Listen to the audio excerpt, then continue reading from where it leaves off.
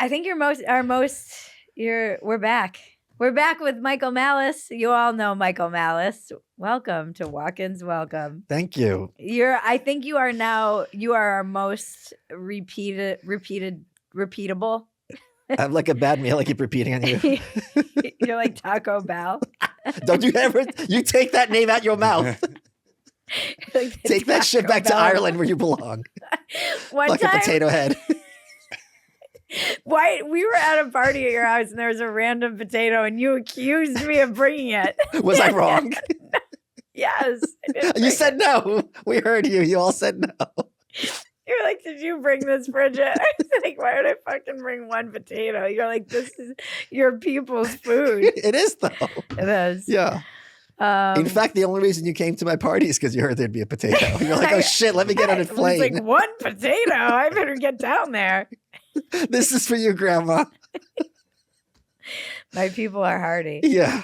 They're resilient. We're a resilient folk. Yes. Especially with some sour cream and chives. Look, potatoes are amazing. You can turn them into many things. I love potatoes. Do you? Yes, I eat French fries every day. No, you don't. Yes, I do. I have canes every day. Aren't you on a cut or whatever? No, I'm doing lean gains. What's this? When you very slowly increase your calorie intake. Okay. So you're doing it with French fries? Ooh, yeah, because I can't get enough calories otherwise. Okay. What about just protein or whatever? Fat is like 3 times as caloric as right. Density. So, Yeah. Okay.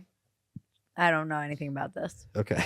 I should though, as a woman in my condition. Why? Perimenopause. Oh. Well, just don't eat French fries or just eat healthy. You know what to eat healthy. You don't have to measure your calories like a crazy person. Okay. Yeah. So we were talking about you wanting to do stand-up. Let's start there. Sure. I was on. So for those of you who don't know, this is a crossover event. I did. Event. We're using the word event a little loosely. Event. I guess like waking up is an event. At our age. Hey, I woke up. Let's have a party. Play fast and loose with event.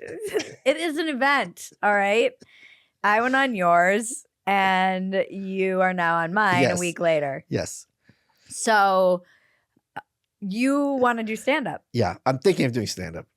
You're more than thinking about it. You've written 5 minutes. Yes. Well, I want to do terrorism. I don't really want to do stand-up. I don't want people to laugh. I want them to be uncomfortable.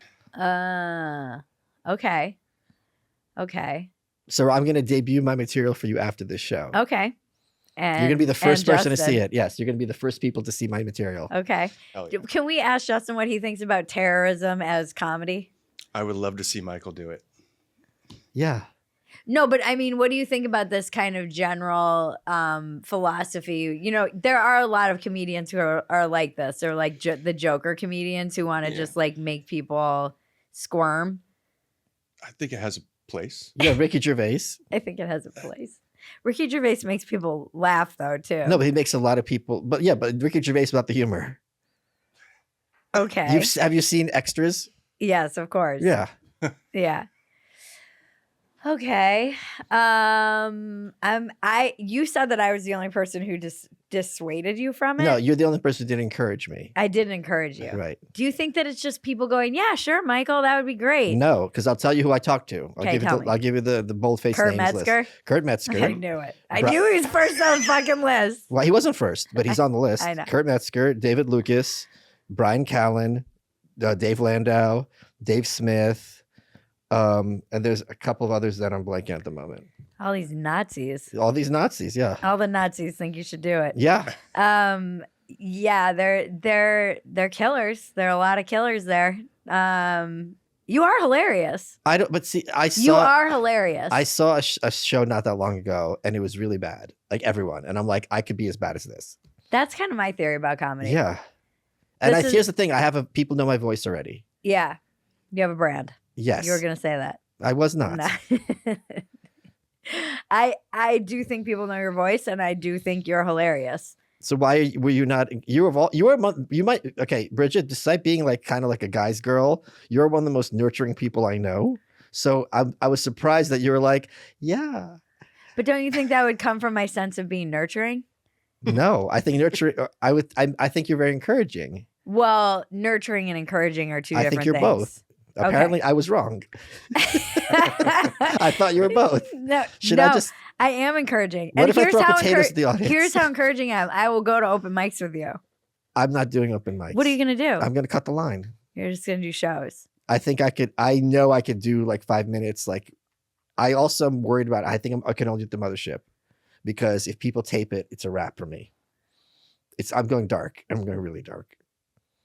I'm going Matthew Shepard material. Okay. Yes, there you go. That's what okay, she's already uncomfortable just mentioning that name. That's where I'm going. Okay. Yeah. No, the reason that God wants us to kill them. I have no That's why no doubt about your ability to make people squirm and uncomfortable. Perfect. And your ability to be funny, actually. My only fear for you is that, and maybe it's just a persona. Maybe you just, maybe you. Look at her choose her words so carefully. No. I was trying to decide what it is. Okay, what? Go ahead. Maybe it's just, how good are you at receiving rejection? Oh, okay. So let's talk about this. This is interesting. So first of all, I did stand up for like 6 months back in 2000. Oh, so you've already done it. Hold on. And Okay. I stopped for this exact reason, because what's frustrating and was a real mindfuck is a joke that kills one night, bombs the next. Yeah. So it's very crazy that you have the same input and completely disparate outputs. Yeah. So that really threw me for a loop. Now, though, I think it's going to be a little different, because if they're just silent, it's kind of funny. And I also think it's kind of funny if I keep talking about this for like a year and never do it. Like, that also is funny to me. If I just keep talking about it in different shows, I'm going to do stand up, but like it never happens. I think you should do it. Well, yeah, I think I'll do. I'm going to do today, and you could tell. We'll see your reaction, and Justin and Maggie. That's where it came from, a place of nurturing. Was I was worried. Oh, that's true. So that's I fair. was worried, because I do know you as a friend. No, that's fair. That's very fair. So that was my only hesitation. No, that's was very like, true. It's not. It's not. It's soul crushing, and I see what it does to people, even people with a very healthy sense of self-esteem. And often the people with the most self-esteem are they're not like riddled with crippling self-doubt. They're not riddled with a lot of any kind of depression. Any of that are just okay, and they can kind of float through. But it seems like sometimes the people who are the most riddled with this stuff are also the most brilliant. And so I don't doubt that you wouldn't be. I've seen you crush on Rogan. You know, I've seen you make jokes and you kill. I've seen you're very funny, just naturally smart person. It's just I guess if you just truly from the bottom of your heart do not care about the reaction whatsoever. I remember bombing. It was at Mothership, and it was one of my first chances of getting up in front of Adam, the booker. And I had the worst fucking set. It was like I had been doing pretty well since I got back, and I was due. Like, I was due for a crickets bomb. I went in overcompensating. The audience, I had tons of mom guilt. They could sense all of it. They knew I was nervous. Landau had to talk me down off the fucking ledge. I was like, I'm going to drive into the quarry. He's like, you're a mom. And it just is such a mindfuck, and it feels so big. And I had made it so big, and it was like devastating to me. And I was like, I'm going to quit. What am I doing? My only fear with bombing isn't the bombing. It's what do you do literally? Like, if I'm on stage and I'm talking and no one's reacting, your pacing is screwed. Because you're not pausing for laughs. You don't know like what they're it's like talking to a wall. Yeah. That's the scary part. It's not that they don't think it's funny. That's fine. A lot of people don't think I'm funny. It's just like literally like, do I speed this up? Do I slow it down? Like, what do I do? Well, like, that's the other thing is that it gets really uncomfortable. Right. And then it fucks the next person getting up. Well, like that I don't care. You're like, I don't give a shit about that. Yeah. I always feel such a I feel like such a real responsibility to try and like leave the place better than I would want that. I fucking hate when I'm like, sorry, that. I just left you with a cold room that's traumatized from whatever they just saw. No. I'll take what I can get. I think at first. Yeah.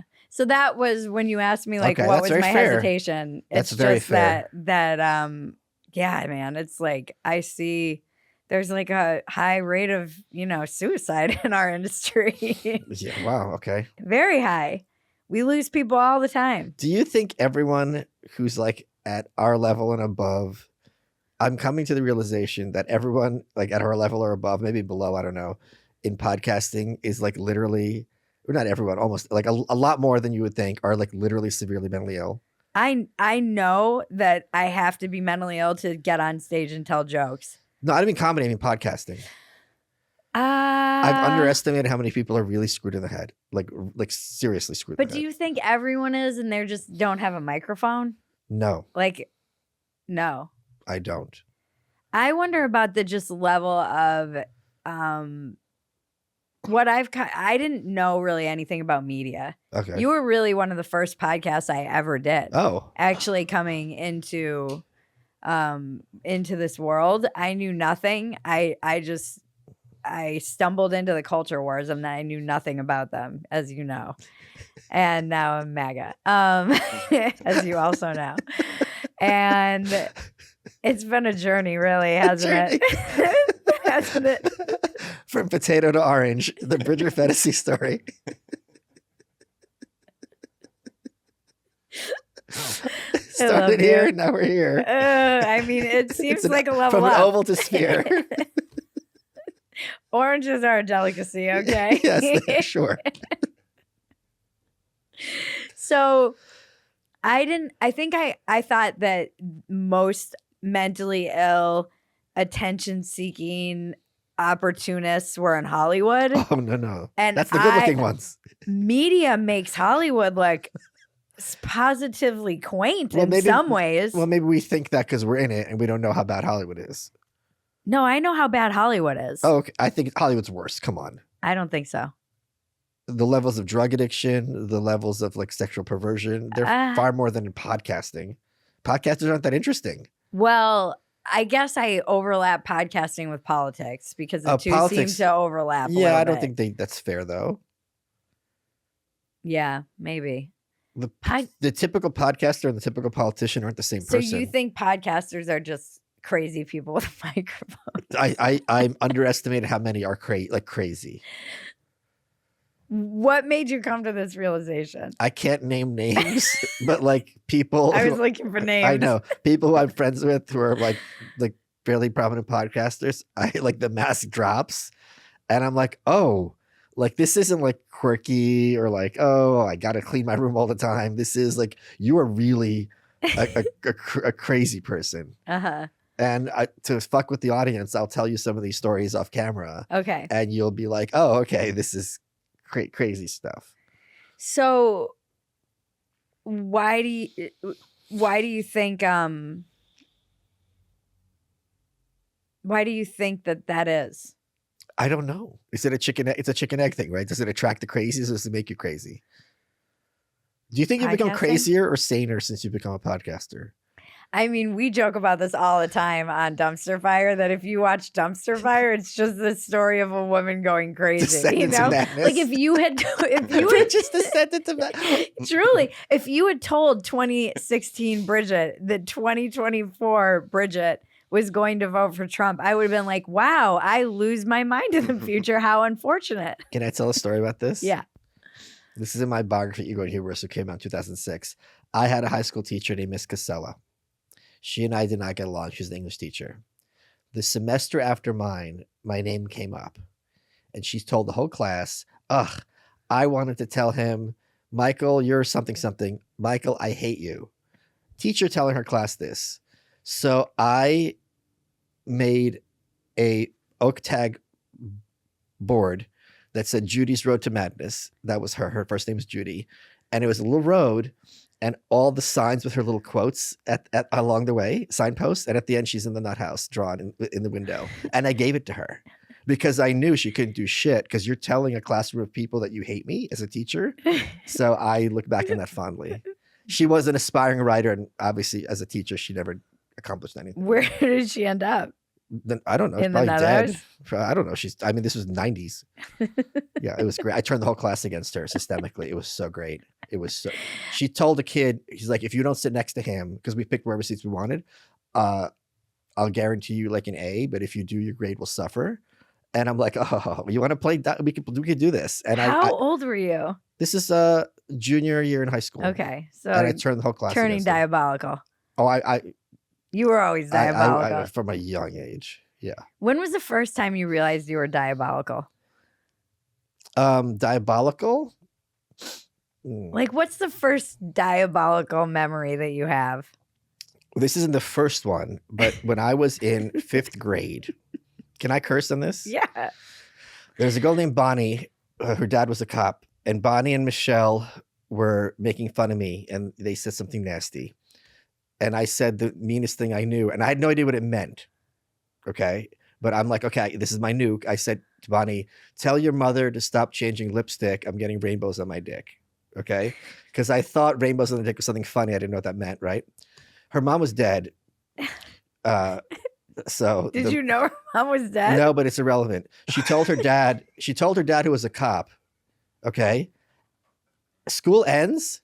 This pig starts grabbing kids by the shirt. Is this him? And he comes to, is this him? And she goes, yes.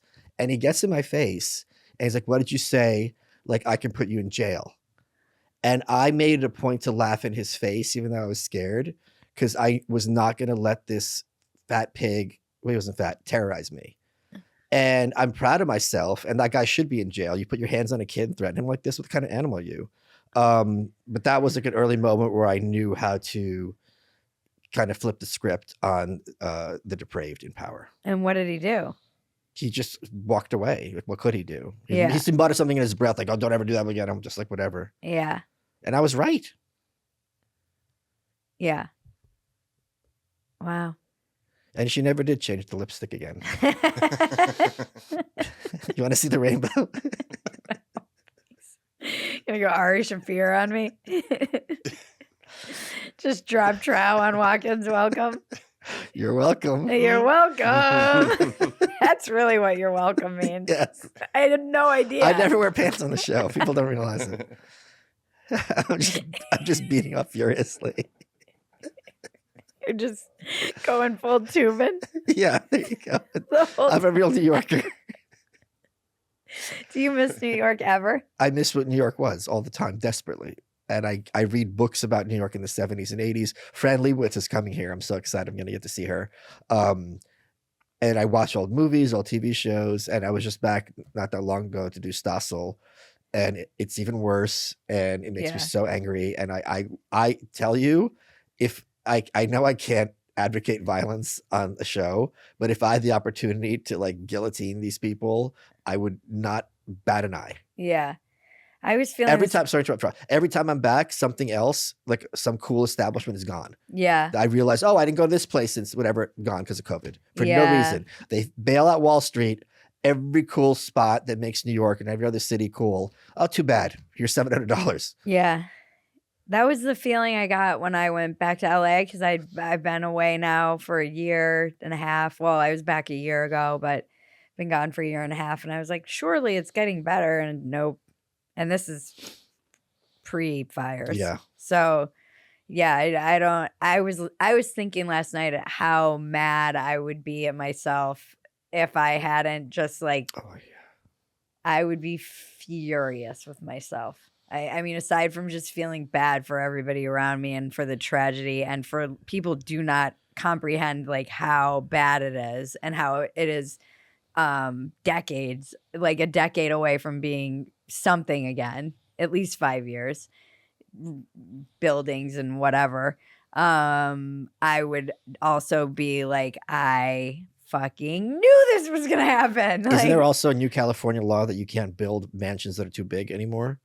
There's so many laws. Like I don't know. And there's so many, the stuff is happening as we're speaking and the LA City Council is already trying to rezone. Like people, the fires aren't even out. These are bad people. LA City Council is despicable. Yeah. They're one of the worst city councils in all of America. I don't know how any of those people have any power, and they have an inordinate amount of power over everyday citizens' Sure. lives, and they're the absolute worst.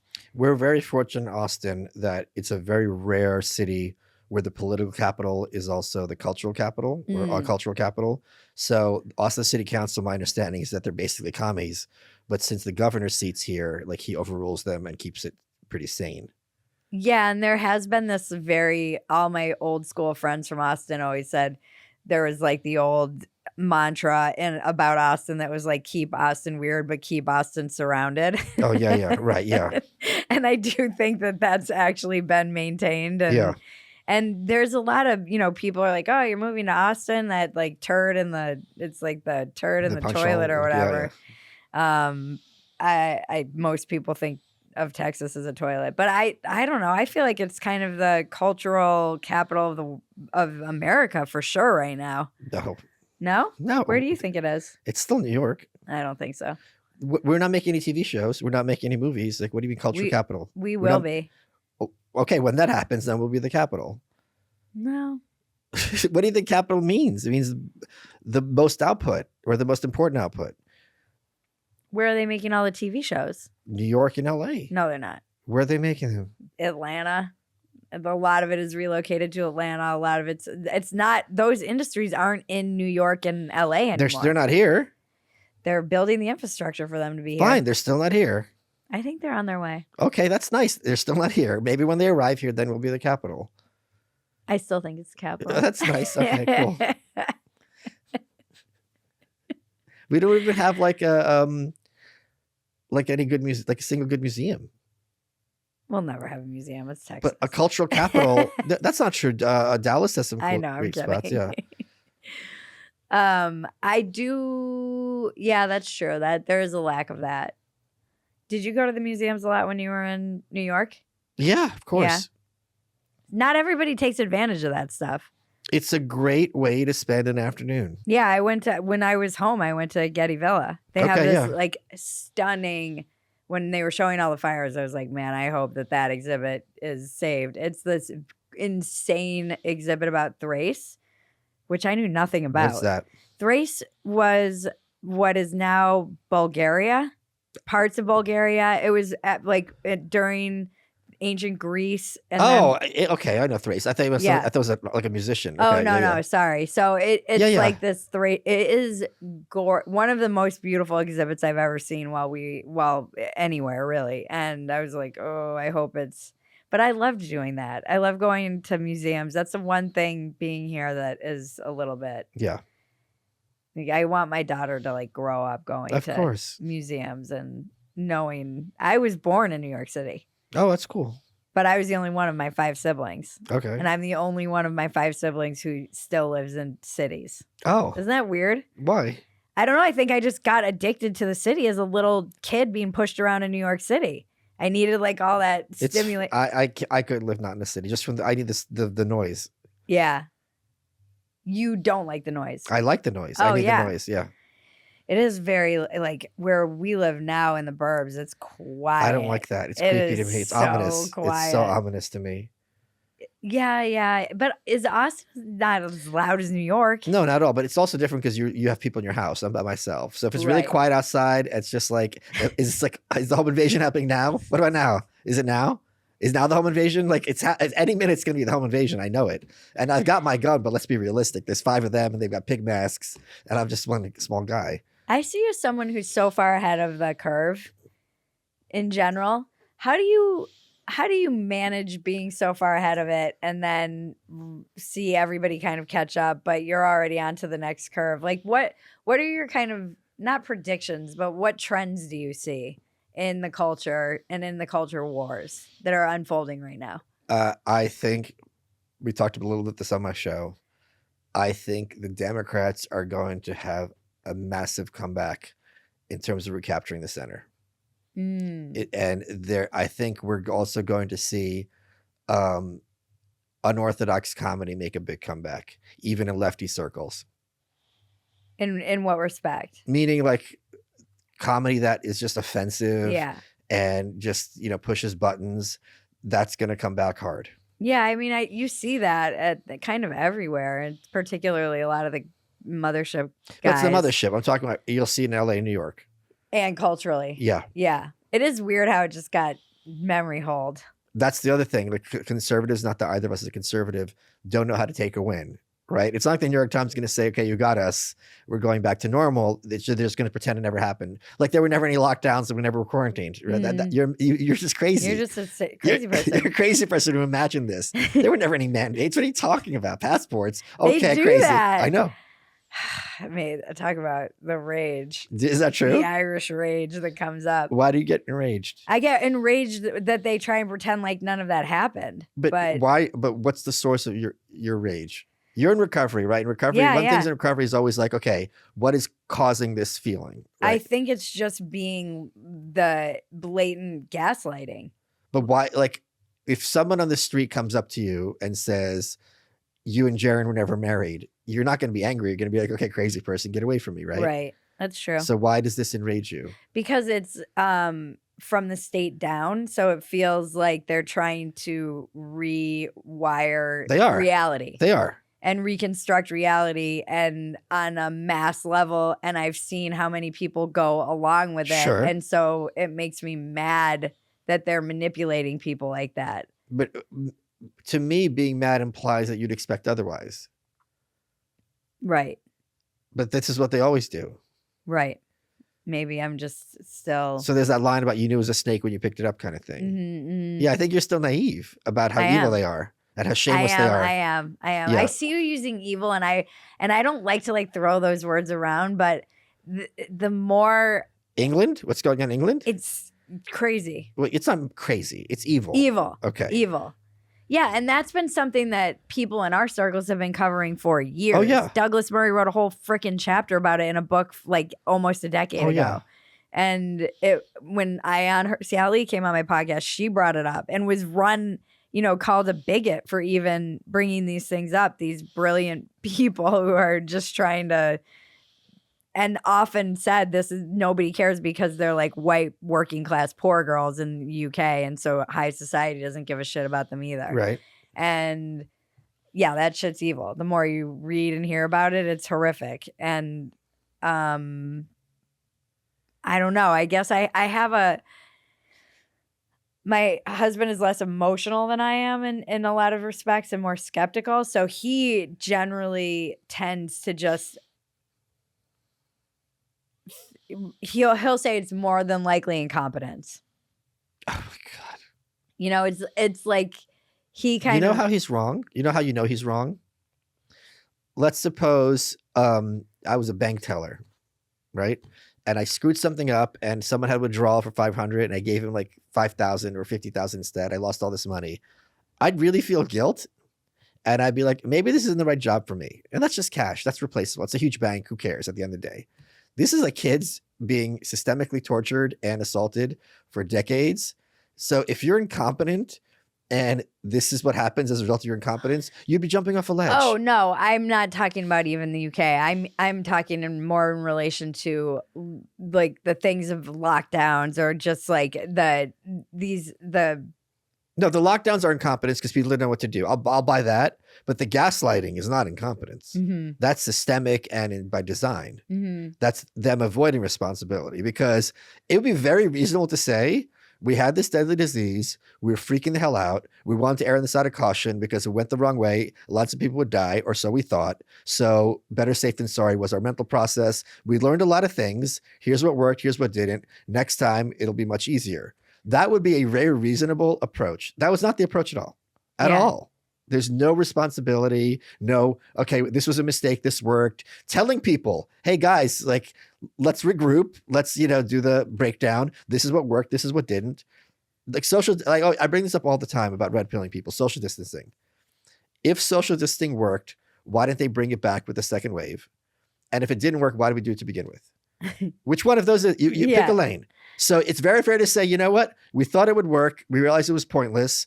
Lesson learned. There's none. It's just like, we never did social distancing. That sign on the floor, you're a crazy person. And they're still there. That's the craziest part. And the elevator, if we just stand apart in the elevator, you're not going to breathe the same air. It's creepy. Of math. Yeah. Yeah.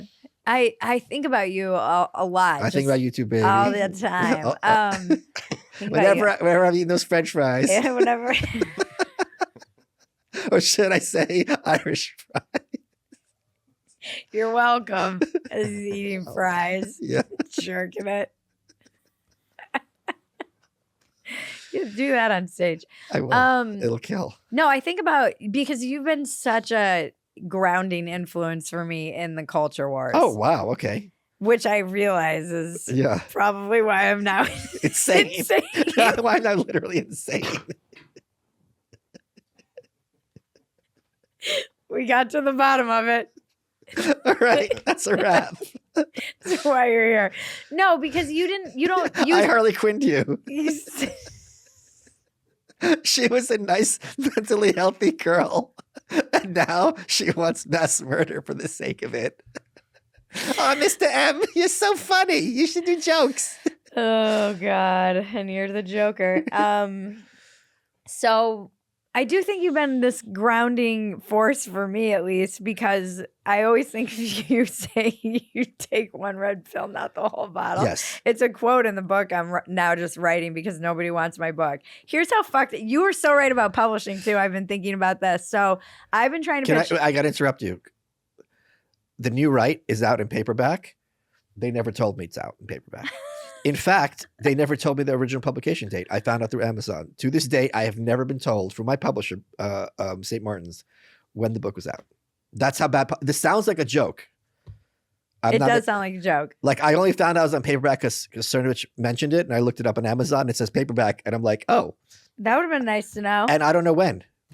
Oh wow. No idea when it came out on paperback.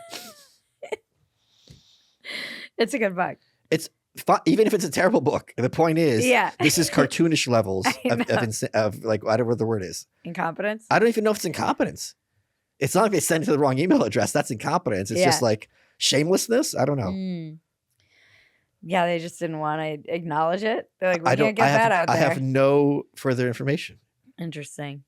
So I've been wanting to write a book about being caught in the crossfire of the culture wars forever. And then everyone's like that. First, it was that audience doesn't exist. I'm like, how do you explain Joe Rogan? Sure, yeah. You know, it was a book about the center. And then they wanted it to be less funny and more journalistic, which is a weird thing to tell a comedian and somebody who writes in my voice. Like, that's also not what my audience wants. Right. They want the behind the scenes stories. Like when I was going on my first media hit and it was on Ben Shapiro's election special on Fox, and I was sitting there thinking like, my dad made me promise not to do porn, and this feels somehow dirtier than porn. That's a great line. Like, that's a they're great putting my line. eyelashes on, and I was like, I'm nervous. She's like, don't worry, you do it all the time, just not on camera. I'm like, that's what they tell people in porn.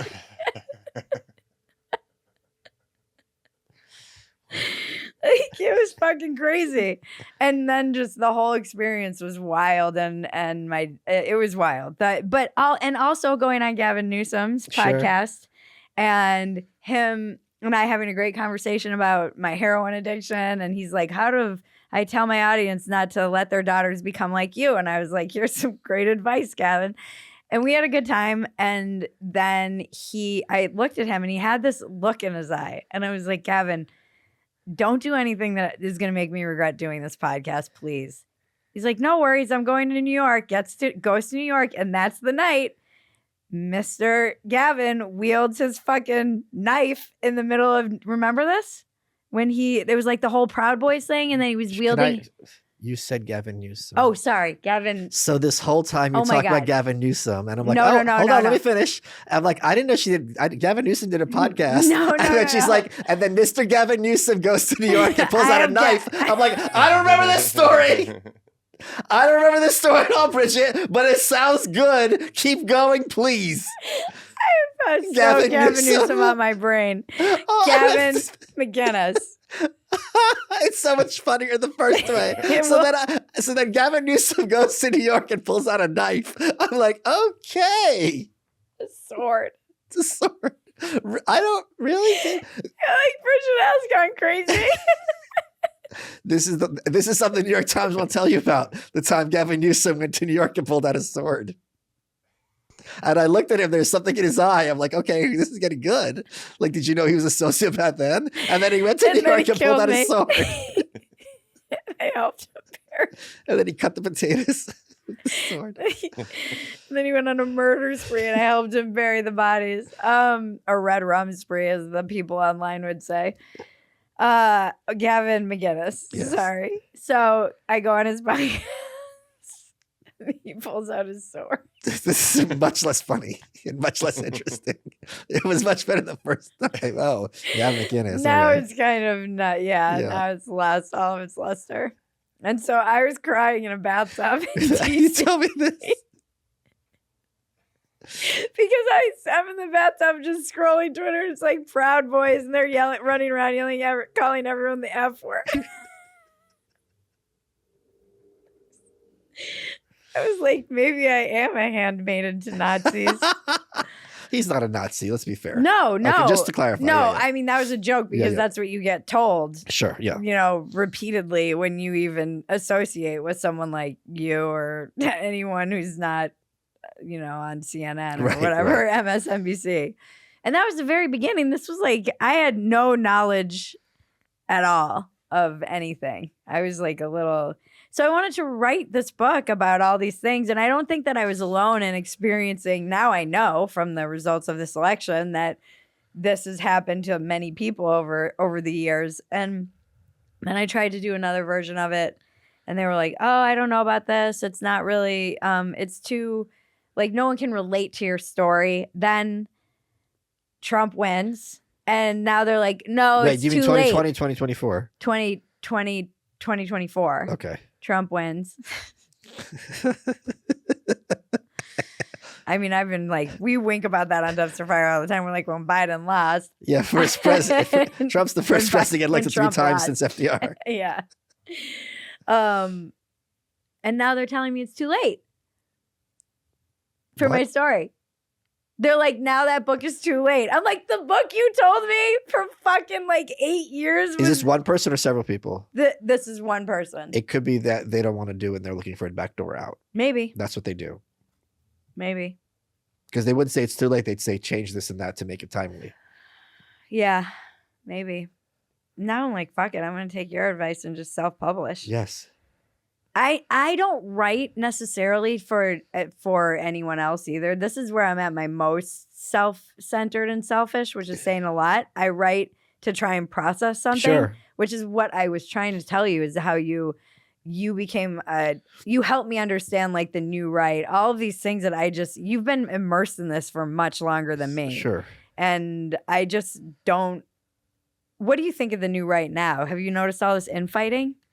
Well, there's always infighting. I think, this is going to drop like 2 days after he's inaugurated. Mm-hmm. I think people have to appreciate you have a 1-seat majority in the House. Mm-hmm. And a lot of those people are bought and paid for on the Republican side. There's a lot of egos, and it's keeping coalitions together is very, very tricky.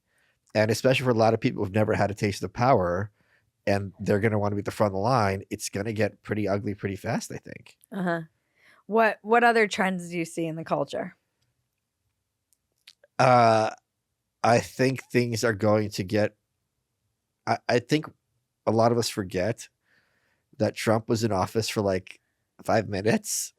And it's like, all right, Muslim ban. And people are stuck at the airports and they're like, what? And like the White House didn't even know it was coming. Yeah. And it was this complete chaos. And then people didn't even know how to cover it in the news. And everyone's stranded JFK and the judges had to strike things down, blah, blah, blah. So I think now there's going to be much more of a plan. Mm-hmm. I think, what's her name? Pam Bondi today on the Senate floor was absolute masterpiece. Did you watch her clips? No, I haven't seen it yet. Danny Padilla, I think Danny's the name, Senator for California. He's trying to yell at her, but he doesn't have his speech ready, so he's reading from his notes. And it's really hard to seem indignant when you're reading a speech. It's like, have you never been in a fight with a girl? Like, just do what she does. And he's like, can you tell me what the 14th Amendment is? And she's like, I'm not here to do your homework, Senator. I was like, hell, because it's not a genuine question. Yeah. So she was really slamming them. Adam Schiff had these questions. She goes, your murder rate's like whatever, like blah, blah, blah. This is what you're concerned about. Like, I'm going to prosecute Liz Cheney. What are you talking? It was really great stuff. This is kind of the, I don't have good predictions. Yeah. I think I'll be able to have them once he's in office for like a month or so and things start shaking out. Yeah. I meant not even necessarily with this administration, just what are your like senses of, like you said, there was going to be kind of more unorthodox comedy coming back on the left and the right. Why, when you say you think the center left Democrats are going to take more power back, how do you think they're going to do that? Because I think people who spend a lot of time on social media like us don't realize how culturally leftist this country is. Mm-hmm. This is a country where you couldn't even stop transing kids. Yeah. Right? This is something that would have been 15 years ago laughable by democratic standards. Yeah. And now, unless you do, we're going to take your kids away like that. And it's not being stopped. So I think people are so viscerally left of center culturally. But didn't the Supreme Court rule against the women or the men and women's? I'm talking about sports on kids. Sports? Like sure. But the point is, I'm talking about like something that's much less radical, like biological males swimming against females than giving kids puberty blockers and cutting off their boobs. This is not. If you had to choose between one of the two, some broads lose some races and some kids are sterilized. It's not hard to make those choices between those two bad choices. But I think just culturally, people are so, broadly speaking, anti-racist in a sincere sense, not in this Ibram Kendi sense, and kind, which is something leftism takes advantage of. That, and the Republicans have had such a stigma for so long, and been branded very successfully. And I think there's a lot of anger and animosity coming from the Republican Party, not incorrectly, but this turns off Karen. Karen wants things to be nice. Karen is angry personally because you're upsetting her, right? She wants things to be placid and corporate and this kind of saccharine veneer. So I think there's a golden opportunity for, and you brought this up on my show and I thought of it independently. If as soon as they start deporting like one family and the video of that mom and their kids crying, people are going to be freaking out. Yeah. And they're going to be made to freak out. Yeah. If we can freak out about kids having COVID, which is impossible for them to die from, this is real footage. That's a hypothetical. This is going to be real footage and people are going to be very, very viscerally angry and upset. I completely agree. And it's so weird that they won't freak out about the, like transing the kids. Right. There's not. Well, you don't see it. Yeah, you don't see it. Yep. And we are a visual country now. Yeah. Yeah. What do you think about the TikTok ban? I mean, is it banned? I mean, they said as of Sunday, they're shutting everything down. Wait, so TikTok will cease to exist by the time this airs? Mm-hmm. Allegedly. There's no way. Really? There's going to be all these digital refugees. Like the digital, like where are these people with their millions of followers going to go? The digital content creators have no home. They're homeless. Yeah. Well, that's your brand. Politically homeless. Come. They're going to come here. My brand is not political home. People were so mad at me when I voted for Trump because they're like, we thought you were politically homeless. I'm like, I still feel politically homeless. It doesn't mean that I can't make a It's choice. also funny, politically homeless. Have you ever heard the expression, any port in a storm? Like if I'm homeless and there's a cave, I'll go in the cave. Like, I don't like this cave, but I don't want to be outside without the cave. I got some shelter. It's a little warm. There's some berries here. There's some potatoes. There's a potato. Okay, potatoes. I wonder, I think your version of things is actually coming into ascent. What do you mean by that? Like anarchy. Do you know? Not the good kind. Not the kind that you imagine where everyone just gets along. I don't imagine that at all. It seems like you have a higher opinion of people in situations. Me? Look who you're talking to. I know. Do you hear yourself? How do you believe in anarchy though? Because the government is what's preventing those dads in England from getting justice for their kids. Yeah. If you had private security, you couldn't get away with this. Yeah. Because if there was one company that was protecting this for years, not only would that company be sued to oblivion, everyone who working for it would be dismembered. and correctly so. So I do think your stuff is on the ascent, though. You know who I was talking to? This was really funny, and it made sense in retrospect. Meghan McCain. She's like, all right, I get it. She's like, burn it all down. She's like, I have never in my life been so alienated from the establishment. And she's like, you can't fix this stuff. I'm like, okay, if I could get Meghan McCain, either I'm way off or something is happening. But I do think that there were a lot of people, maybe from the like tech sector, these libertarian types who were somewhat politically homeless, for lack of a better word, who came over to vote for Trump because they were just so frustrated with the fuck you to the left. And if there isn't any real making good on the things that they're saying, they're just going to go, fuck it, burn it all down. There's 2 points to make here is that people underestimate how much Trump is up against. Right. Like this is, and when you say he's not going to be able to get this done, this is not an attack on him. The strongest man on earth has a weight he can't lift, right? Mm-hmm. So even if Trump is everything his biggest acolytes say he is still up against an enormous system and edifice. It was funny. I was talking to Brett Weinstein on Twitter, and he goes, it should be illegal for like the government to keep secrets. And I go, who would be the one making it illegal? And he's like, the people. And I'm like, through what mechanism? And he just put a picture of like Trump hugging RFK. And I almost wrote hugs. But like the whole system, the FBI and the CIA were waiting for hostile tech takeovers for decades. They have systems in place that is they can ride it out for 4 years or 8. It's not going to be hard for any bureaucracy to be like stall. Any lawyer knows how to run the clock. Uh-huh. So I think people who are Trump supporters should lower your expectations. He's just one person. And he's up against a lot. And a lot of the people supposedly on his team are going to betray him. Like you saw that during his first term. Yeah. So you should be hopeful, but you should also be realistic. And that's not a reflection on him. And what's the second thing? What do you mean? You said there were 2 things.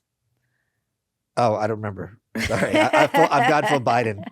What? I've gone full Biden. Okay. Yeah, you said there are people who are supporting of MAGA. There are 2, or Trump supporters there who voted for Republicans. There are 2 things. One is, Trump can't go up against this bureaucracy, and I don't know what the other one is. Okay, sorry. Yeah. That's all right. Something like Gavin Newsom. Burn it all down. Yeah. Burn it. That is, I do think they'll go just like, full anarchy, I guess. But you're kind of seeing, what do you think about this idea of like the state controlled, the controlled demolition of a state like California? I guess it's not an idea, it's a conspiracy. I don't understand the question. That this descent into chaos and anarchy. Well, it's not anarchy. It's very government guided. Government guided chaos is intentional. It looks like anarchy. Well, no, because anarchy, you would be able to have anarchy. So they made it, please correct me if I'm wrong. Someone told me fairly recently that they made it basically impossible for these insurance companies to insure these large homes through some kind of government law. And the insurance companies pulled because they said all these trees or whatever, the brush fire, it's a ticking time bomb. And they're like, too bad. And they're like, all right, we're not insuring you. And so all these people who have these gigantic mansions aren't getting a penny back or very little ROI. Well, they canceled their insurance. And then the government has a policy. The government wanted them to buy their policy. Right. So the government has their own fire insurance, but it wasn't usually enough. And so most people had to get umbrella policies. And then I was told yesterday, and I don't know if this is true or not, that if it is arson, it comes under like a whole other category of, that wasn't like a brush fire that was started by nature. It was arson, and now it comes under I don't know the ins and outs of the insurance. The point being, in a free market, if you had this insurance companies, they would do a lot better job of forcing safety than the government does, because the government wants you to be unsafe because then they take responsibility, and then they're selling you the insurance. So they're screwing in the front end by not creating a fire safe environment, and they're screwing in the back end. You have to buy their insurance and it's not covering you. Yeah. So everyone's screwed. The government maintains power on both ends. So if you had it's like the Tesla and some of the Cybertrucks, like they're like, yeah, you have self-driving, but if you're not eyes not on the road, you're gonna get there's some kind of like demerits you get. Yeah. So that's a great way to make sure that the people who are driving are actually following the rules, which makes us all safer. Right. So anarchy is about private rules. It's not about the law, which is often one size fits all and makes no sense. Okay. I thought anarchy was just chaos. It's not chaos. What you're seeing in California, the more government you have, the more chaos you have. Yeah. They're rezoning already. Right. And you don't even know what the, if you go to the Creek in the Cave and you buy your ticket, you see a show, right? Yeah. If you go to get a ticket from, you plan words, from the cops, you don't know what's going to happen. Are they going to put it down? Do I have to go to court? It's a whole big process. Yeah. So any kind of dispute in a private sector is easily adjudicated in minutes. Whereas your issue with the government getting audited or something, it's years. Yeah, he's doing all this weird shit. My buddy Gavin Newsom, with the sword, sword wielding Gavin Newsom. He's doing all this stuff today. There was an announcement a week ago about how he's not allowing people to sell their homes to speculators. So he's made some law where they can't. But the speculators are the ones who take the risk. You want that. But I feel like trying to make it so that it can be sold to the people they want it to be sold to, yeah. Or even more diabolical, and perhaps I wouldn't put it past any of these people, is that they know a lot of these people were house rich. They can't afford to rebuild. They're going to be paying mortgage on property that he's now inflated the value of, because he's saying you can't buy it for less than it was worth with the house on it, which is fucking crazy because there's no houses. And now they're going to have to pay taxes on that. And then the government will take their house and foreclose it. This is all what I was briefly reading about. Like, it's worst case scenario, but it's under the guise of like, oh, we're protecting these people. It's harder and harder for my anarchist brain to look at political action and not regard it as crime.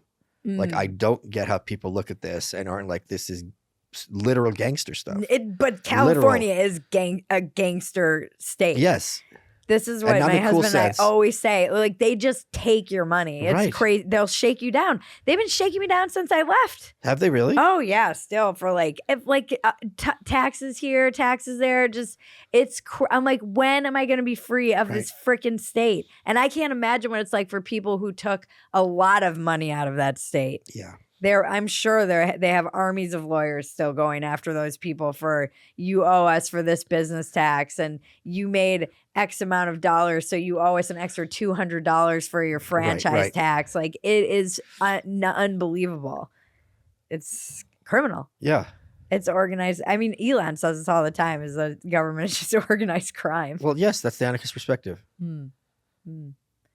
But that's what I'm saying. I think more people are aligning with that perspective. I agree with you. It's on the rise. Yeah. All right. What's your biggest defect of character? I care too much. Oh. Now, what's my biggest defect of character? One of the things, I have a lot of friends in recovery.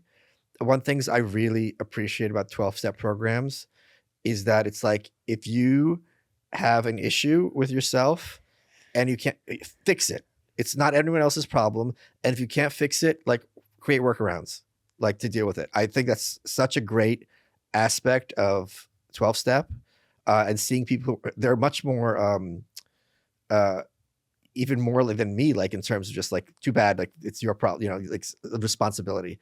My biggest, so I don't like when someone is like, oh yeah, I've got this issue.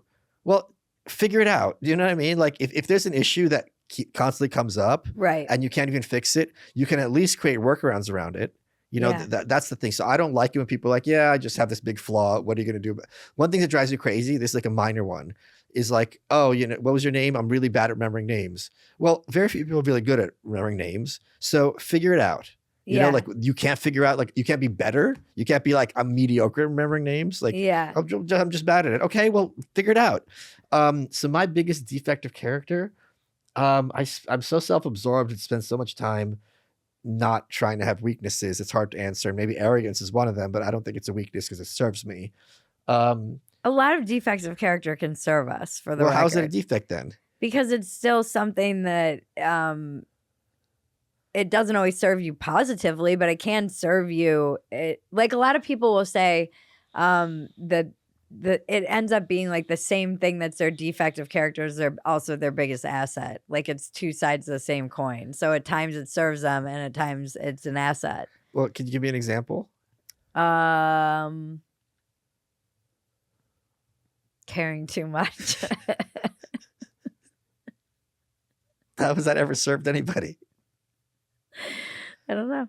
I think some people feel like that it served them. Yeah, I don't know. I think that maybe let me try and think of a good example of one. But keep talking about yourself. I know you love that. Like defect. I'm not perfect, but I don't think I have a huge issues that are screwing my shit up. That's Okay. what I mean. Yeah. So it's hard to answer in that regard. Then when I hear defect, that's what I think. I'm like, okay, this is like What would you know? What's funny? Some guys go. I always think of what my wife would say. Like when I'll ask that question, they're like, my wife would say X. that happened yesterday on Twitter. It was really funny because I said something about how, Ayn Rand talks about secondhand men, and by which she includes people just parrot her philosophy and never add or improve to it. And someone's like, oh yeah, how are you going to add or improve to Ayn Rand's philosophy? LOL. I go, well, you could have contemporary examples to help make it easily understood by people in the present day. I said, go be annoying somewhere else. The guy goes, you sound like my wife.